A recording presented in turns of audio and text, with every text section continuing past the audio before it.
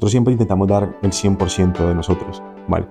Pero tengan en cuenta que en ese 100% que damos, muchas veces también somos humanos y estamos cansados, estamos agotados, ¿sí? También queremos tener una pausa.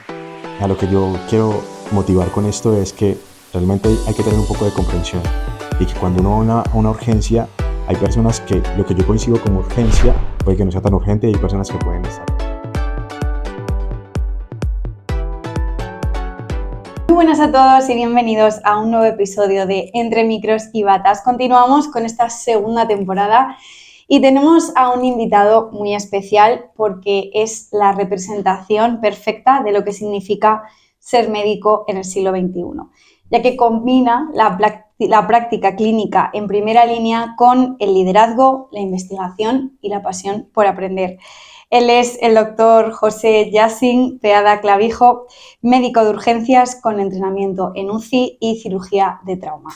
Presidente, además, de la Asociación de Médicos Colombianos en España, un tema en el que profundizaremos durante esta entrevista y cuyo compromiso con la salud y la comunidad médica de Latinoamérica, pues os podéis imaginar, ¿no? Inmenso. Así que, José, muchísimas gracias por acompañarnos hoy. Bienvenido. Gracias a ti por la invitación.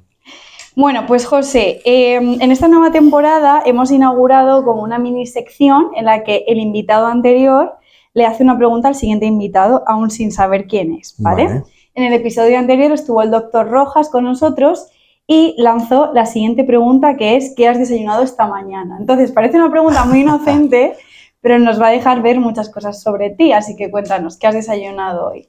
He desayunado una taza de café, sí, con leche de soja. Una tostada con tomate y aguacate y ya está. Qué bueno. Vale, no sé si el doctor Rojas estaría muy de acuerdo contigo, porque el otro día estuvimos hablando mucho de café y nos dijo que el café había que tomarlo, que lo mejor para el corazón era tomarlo solo, sin nada. Yo le dije que era incapaz, o sea, no puedo, me sabe fatal. Yo también soy incapaz, pero sí, tiene toda la razón. Vale, muy bien, pues nada, después de haberle llevado un poquito a la contraria al doctor Rojas, que espero que nos esté viendo hoy, quería preguntarte, como le preguntamos a todos nuestros invitados, por un paciente inolvidable. ¿Y a qué nos referimos con inolvidable? Sabemos que todos durante vuestra trayectoria tenéis un montón de anécdotas que os han marcado, pues unas porque son más duras, otras porque son graciosas, por ejemplo. Pero muchos de los invitados tienen algún paciente que les ha marcado profundamente y que, pues eso, que siempre tienen en la cabeza cuando ejercen. Entonces, quería preguntarte si tú tienes alguna anécdota que te gustaría compartir. Yo tengo muchas, sí, pero de esas anécdotas pueden haber anécdotas positivas, pero también pueden haber anécdotas tristes que te hacen realmente replantearte cómo ves la medicina y cómo la ejerces. Sí, entonces yo creo que la anécdota que más marcada tengo de mi formación fue una paciente de 22 años, sí, que vivía en el área rural y la traen remitida desde un hospital comarcal porque tuvo un intento suicida. Sí. La paciente había discutido con su pareja, toma la decisión de tomarse un raticida y el médico pues toma la decisión de trasladarla porque no tenía los medios para tratarla. Cuando llega a la unidad nuestra, la paciente está en parada. Sí, la reanimamos, la sacamos inicialmente de la parada. Después de esto vuelve a entrar en parada y fallece, lamentablemente fallece. Pero luego cuando tú te enfrentas al contexto social, a la realidad de decirle a esa abuela, porque realmente tenía a su abuela, porque su madre había repetido la misma historia, ¿sí? Y tenía un niño de 2 años, tú salir a la sala de espera, ver ese cuadro, saber que te tienes que enfrentar a dar esa noticia y hacer el apoyo de esa familia en ese momento, pues te deja marcado, te deja francamente marcado. En un momento como ese tan duro, ¿te replanteaste, no sé si dejar la medicina, pero a lo mejor hacer otro tipo de medicina más de atención primaria, por así decirlo, a lo mejor estar como un poco más aislado de ese dolor, o al contrario, te motivó a ser el soporte de todas esas familias? Me motivó a formarme más, porque yo creo que en la formación, tanto en la carrera de medicina como en las especialidades médicas, te preparan muy poco para dar noticias, ¿sí? Y para hacer el soporte social de los pacientes que al final vemos. Porque al final en tu formación te enseñan a tratar enfermedades, a tratar dolencias, a tratar una serie de patologías, pero nunca te enseñan que detrás de esa persona que viene buscándote y viene buscando una ayuda, hay un contexto social, ¿sí? Que de cierta forma vas a impactar también en ese contexto social. Entiendo que esta anécdota, este episodio que nos has contado, fue en Colombia. Fue en Colombia. Vale. Sí, fue en Colombia. Quería preguntarte, quería empezar la entrevista pues interesándome por cómo fue tus inicios en España. Cuando llegaste a España, pues qué es lo que más te chocó o qué es lo que más te sorprendió, tanto a nivel cultural, que entiendo que hay muchas diferencias, y también en cuanto a la práctica médica, ¿no? Medicina casi no tienen contacto con el paciente, ¿sí? Porque se dedican solamente digamos, a afianzar las bases académicas de lo que son, digamos, los preceptos médicos y lo que tienen que saber. Ya luego se enfrentan en su residencia al paciente y durante la formación adquieren unas habilidades que salen excelentes especialistas. Pero la base del sistema sanitario, a diferencia de Colombia, aquí es el médico de familia, ¿sí? Está la figura del médico de familia, ¿sí? Está la figura de atención primaria, que a diferencia de Colombia no lo hay, ¿sí? Entonces, por ejemplo, un choque que tuve al principio, cuando empecé a trabajar en las urgencias, es que falta mucha cultura en la población sobre el manejo de las urgencias, ¿sí? Sobre realmente saber qué es una urgencia y qué es una emergencia. Porque la gente quiere pedir una cita en la atención primaria, como no se la dan, dice, bueno, voy a la urgencia que me lo resuelvan. Pero tú no, desafortunadamente, tú no dimensionas que lo que estás haciendo es cargándote el sistema, ¿sí? Yeah. Porque al final lo que estás haciendo es sobrecargando el sistema, sobrecargando las urgencias innecesariamente. Entonces eso fue un choque muy cultural porque normalmente en Colombia la gente que iba a urgencias era porque estaba muy mala, ¿sí? No iban por estas cosas, pero aquí normalmente la gente va incluso por una receta, que yo sé que para la gente dimensionar que se queda con su medicamento puede ser para ellos algo preocupante, pero que no es una urgencia, no es una emergencia. Entonces eso, digamos que sí chocó al inicio mucho conmigo, pero ya lo iba manejando un poco mejor. Vale, de todos modos, sí que quizás algo que a priori no es una urgencia, como bien dices, y que carga el sistema, a lo mejor en ese tiempo hasta que le dan la cita al paciente, porque además es que hay muchas diferencias entre regiones de España y entre las propias ciudades.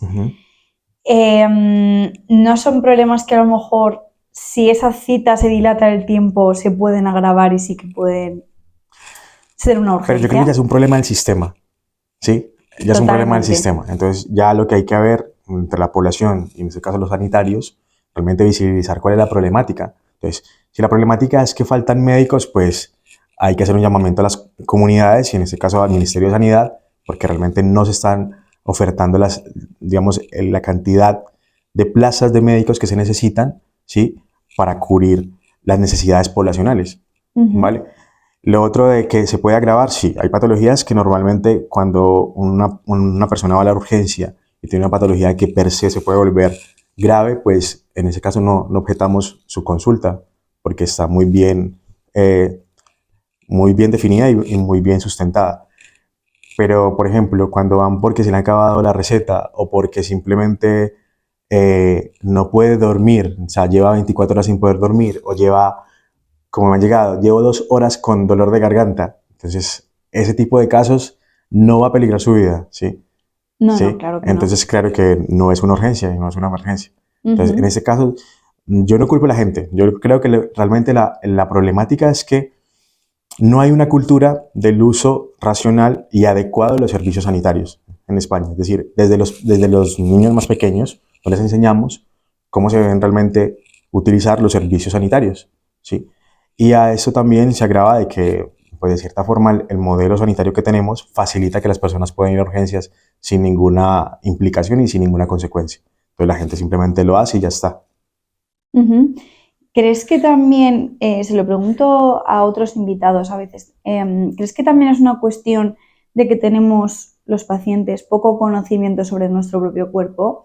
Porque yo siento que, en mi caso personal, hay veces que me asusto por cosas que no sé lo que son y luego realmente no son nada, o sea, simplemente voy no te digo ya las urgencias, incluso al médico de cabecera.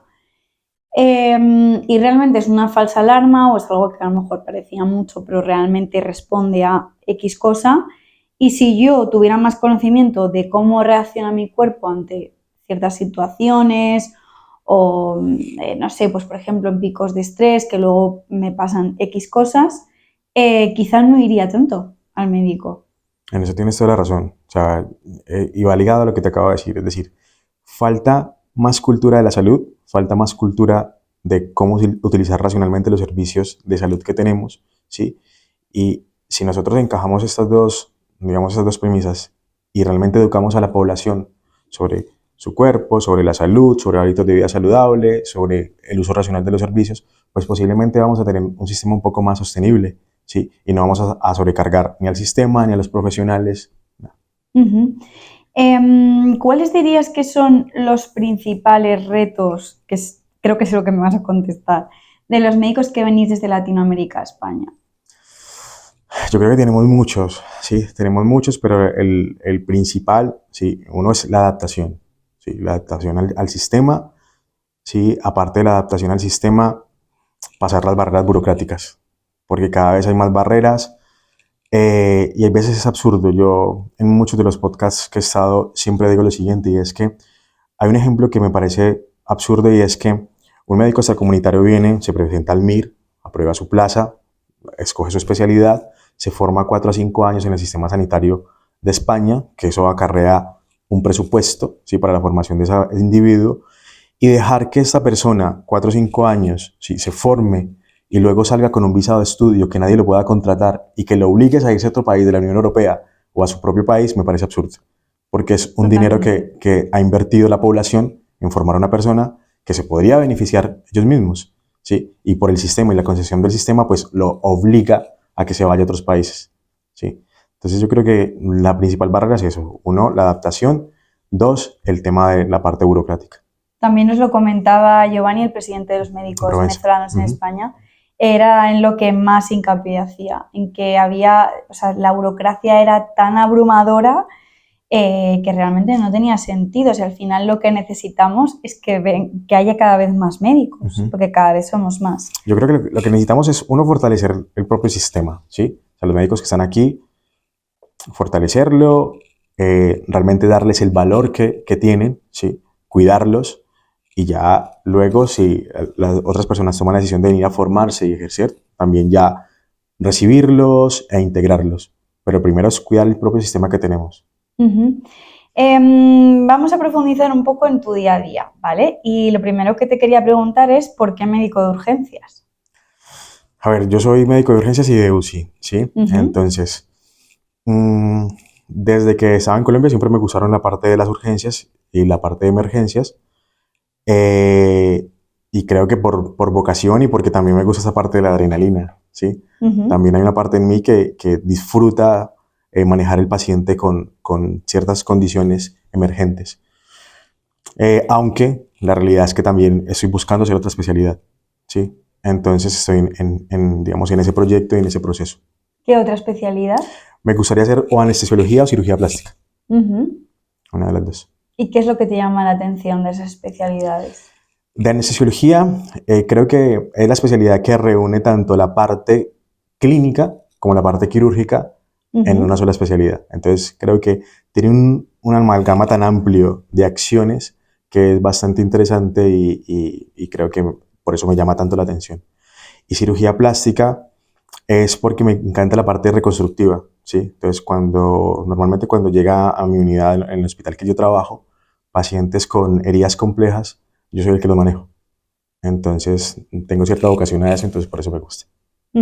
Aquí en España, es que lo comentaba antes con una compañera fuera de cámara, ¿aquí en España urgencias y UCI es una especialidad? No. Aquí tienes cuidados intensivos, ¿sí? Que es una especialidad, y ahorita a partir de este año ha salido la especialidad de medicina de urgencias, ¿vale? Entonces a partir de este año, pues creo que se ofertaron 82, 89 plazas en toda España.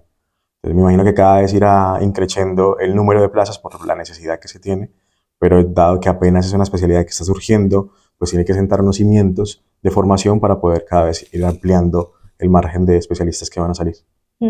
En una guardia de urgencias o en la UCI, cada segundo es crucial. Sí. ¿Qué habilidades consideras que son esenciales para cualquier médico que esté en estas áreas? Lo primero, tener la capacidad de pensar rápido, ¿sí? Y de reaccionar rápido, porque es muy importante, ¿sí? Lo segundo, es tener la capacidad de escuchar y empatizar con el paciente. Vale. Ten en cuenta que los médicos de urgencias, en promedio, podemos ver al día, un día tranquilo, 40 a 60 pacientes. Vale. En los días de invierno esto se puede duplicar, incluso triplicar. Entonces, si tú no tienes la capacidad, digamos, de ser receptivo, de escuchar al paciente adecuadamente y sobre todo de tener una visión un poco más global, porque en urgencias te puede llegar desde un catarro, ¿sí?, hasta una persona con un accidente cerebrovascular o un infarto, y tienes que tener la capacidad de reaccionar rápido, ¿vale? Entonces yo creo que las habilidades principales es eso, escuchar, tener la capacidad de reaccionar y pensar rápido. Mm. ¿Qué encuentras más desafiante a día de hoy? O mejor dicho, ¿dónde te sientes más cómodo? ¿En unas urgencias o presidiendo la asociación? Uf, qué pregunta tan compleja. Eh, yo creo que ambas las disfruto, ¿sí? Son contextos totalmente diferentes, ¿sí? Yo no me vería haciendo una especialidad en la cual no tenga contacto con el paciente porque lo disfruto y realmente es algo que me gusta. Pero también me gusta la parte social, ¿sí? Me gusta realmente ayudar a las personas y ayudar a sus contextos. Entonces, nosotros fundamos la asociación en el 2020, ¿sí?, justamente después de la pandemia, después de ver una serie de problemáticas que eran derivadas de la falta de información. Es decir, cuando una persona toma la decisión de venirse, realmente muy poca la información estructurada que tiene. Y muchas veces toman la decisión de venirse de forma inadecuada y pasan necesidades y pasan circunstancias que no deberían. Entonces, fundamos la asociación con la finalidad de darles luz e información adecuada para sus procesos migratorios, para los procesos del MIR, para los procesos de inserción laboral, para los procesos de homologación de especialidades médico-quirúrgicas de otras nacionalidades, etcétera. Entonces yo creo que ambos los disfruto. Ujú. Has mencionado el MIR, tú tuviste que hacerlo aquí en España, No, ¿no? no. ¿No lo tuviste que hacer? ¿Y cómo homologaste entonces tu título? Es un proceso largo. Es un proceso largo del tema de la homologación, es un proceso dispendioso que depende del Ministerio de Sanidad, ¿sí? Pero bueno, digamos que rodeándose de un adecuado equipo jurídico se puede lograr. ¿Cuáles son los proyectos que te gustaría impulsar desde AMCE? Primero, el que le estamos metiendo toda la ficha a través de no solamente de AMSE, sino con trabajo en conjunto con el Consulado de Colombia y la Embajada, es visibilizar esa necesidad de cambiar la legislación migratoria en torno a las personas que toman la decisión de venir a hacer el MIR. ¿Sí? Porque, sí, te lo repito, creemos absurdo de que le den un visado de estudio que no les permita luego ejercer su especialidad. ¿Sí? Entonces, de hecho, nosotros visibilizamos inicialmente que era absurdo que cada año tuvieran que renovar el visado cuando su formación duraba 4 o 5 años. Esto ya lo cambiaron. Ahora va a durar todo el periodo formativo, pero el siguiente paso es intentar que les den un permiso de residencia especial, ¿sí?, que les permita cuando salga ya tener un permiso de trabajo. Digamos que ese es el principal. Luego otro, tenemos otros proyectos sociales junto con el consulado, sobre todo para la población colombiana y la población migrante, de apoyo en temas del sistema sanitario para no sobrecargarlo. Uh-huh. ¿Cómo decidiste que te querías dedicar un poco a esta parte más institucional? Entiendo que, en primer lugar, por tu propia experiencia, pero luego, ¿cómo te atreves a dar ese salto? Porque, claro, es una responsabilidad añadida a tu actividad como médico y a tu actividad como formador.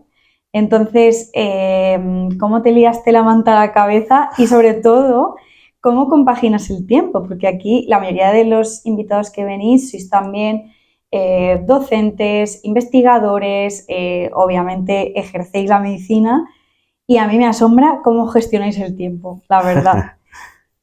Yo creo que primero se tiene uno que organizar muy bien, estructurar muy bien las tareas que se deben de realizar y realmente ejecutarlas. Lo segundo, tomé la decisión, uno, por la necesidad que evidenciamos en ese momento, en el contexto de la pandemia, y dos, porque ya traía una experiencia desde Colombia. ¿Sí? Yo pertenecí a varias asociaciones de estudiantes de medicina y de médicos en Colombia, entonces ya digamos que traía la formación y la experiencia de cómo se debe gestionar ese tipo de proyectos. Entonces al final nos reunimos una serie de médicos colombianos que queríamos dar una herramienta y un sustento a los médicos que tomaran la decisión de venirse y sobre todo mostrarles cuál es el camino más adecuado. Vale. Te voy a hacer ahora una rondita de preguntas rápidas que tienen que ver con la medicina de urgencias y Vale. UCI, ¿vale? ¿Cuál crees que es el error más común, aunque creo que ya lo has respondido antes, que cometemos los pacientes cuando acudimos a urgencias? Creer que todo lo que se tiene es una Es urgencia. una urgencia. Vale. Nos ha quedado claro que nos has echado la bronca en este podcast. Vale. ¿Qué crees que es más importante? ¿Concienciar a la población para que haga, como bien decías, un uso adecuado de las urgencias o mejorar la atención primaria? Yo creo que van de la mano. Sí, una no se puede desligar de la otra. Sí. Y para eso somos tan importantes todos los actores sociales, es decir, la población, el sistema sanitario, sí, pero también los entes gubernamentales. Y creo que muchas veces los entes gubernamentales se lavan las manos y solamente hacen que recaiga esa responsabilidad en el sistema sanitario, ¿no es así? Uh-huh. ¿Cuál es la excusa más frecuente que escuchas en tus pacientes para no ir a revisiones médicas y al final acabaron en urgencias porque ya han llegado hasta el límite? Normalmente es que se les olvidó, ¿sí? Entonces, Uh-huh. normalmente cuando tú les programas una cita de revisión, siempre que no acuden y tú luego cuando llegan a la urgencia con complicaciones derivadas de sus patologías y les preguntas por qué no han asistido, dices que se me olvidó o tengo muchas responsabilidades y no pude asistir. Yo creo que la responsabilidad más importante que tenemos todos es nuestra salud, ¿sí? Entonces, si no asumimos la responsabilidad de nuestra salud, es muy difícil que asumamos las responsabilidades que tenemos en el día a día, ¿vale? ¿Qué es lo que más recomendarías, ¿vale? A un paciente o más bien a un acompañante de alguien que va a urgencias? Porque hablamos mucho de los pacientes, pero no hablamos de la gente que acompaña a estos pacientes. Esa pregunta es muy, muy asertiva en este momento, ¿sí? Porque los servicios de urgencia se colapsan por los pacientes, pero también por los acompañantes, ¿sí? Nosotros entendemos que la función del acompañante es, como dice la palabra, acompañar, ¿vale? Pero tengan en cuenta que los servicios de urgencias, en la parte interior, porque normalmente nosotros lo que hacemos con los pacientes es que si realmente tienen una urgencia es ingresarlos a un box, ¿sí? O a una sala de observación para intentar pedir una serie de estudios para confirmar nuestras sospechas diagnósticas.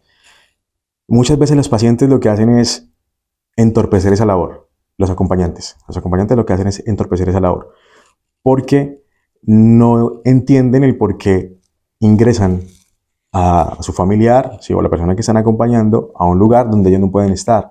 Y lo que tienen que tener en cuenta muchas veces es que en estas áreas hay más pacientes y nosotros tenemos que, de cierta forma, mantener la confidencialidad y el secreto médico-paciente. Entonces yo no puedo llevar a una persona que no está enferma, que no es la que tiene la urgencia, a un área donde tengo más pacientes.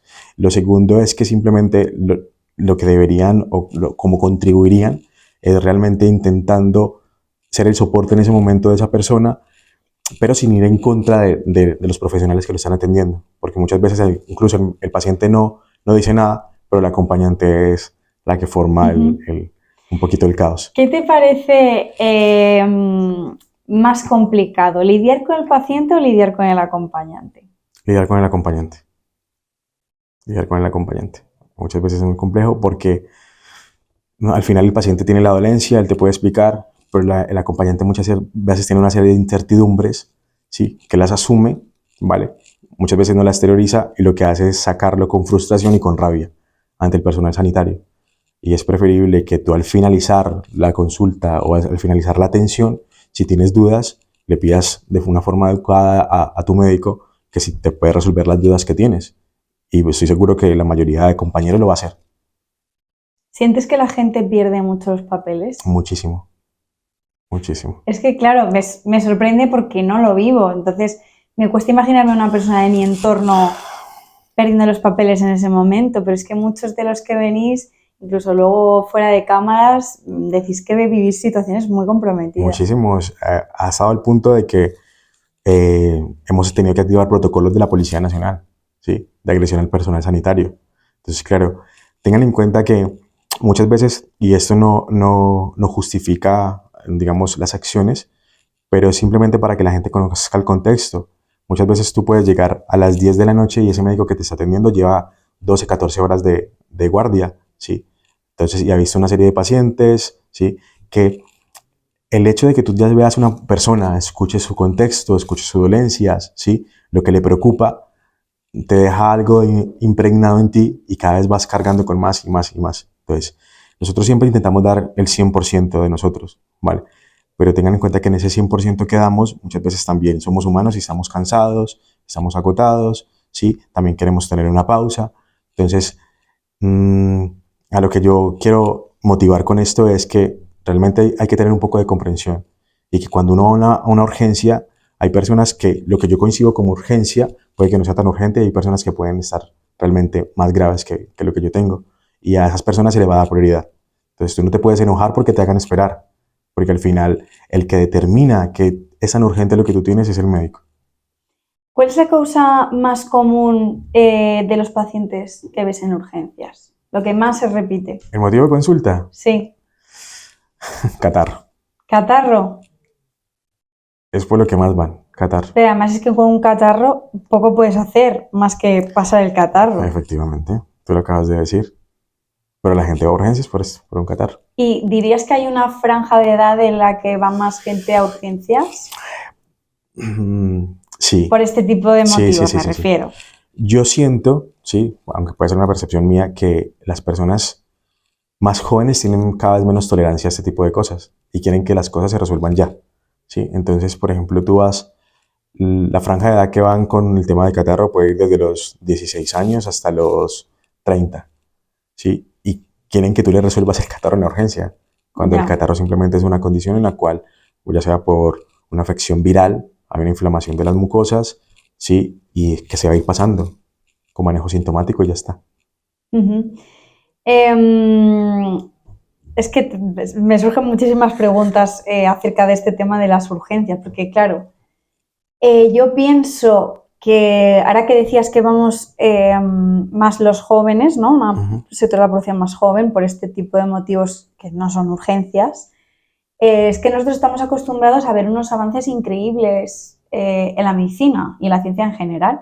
O sea, realmente como generación ya hay muchas cosas que nosotros podemos resolver con una pastilla cuando antes, no hace tanto, la gente se moría o se quedaba con una enfermedad crónica. Entonces, ¿tú crees que hay, o sea, notas ahí mucho la diferencia generacional Sí, de esta instantaneidad que también sí, dan las redes sociales y muchas otras cosas? sí, tú lo acabas de decir. O sea, la generación del rango de edad que he dicho, yo creo que se ha acostumbrado a la inmediatez de las redes sociales, a la inmediatez de que si yo quiero algo lo puedo obtener ya a través de aplicaciones, a través de diferentes medios.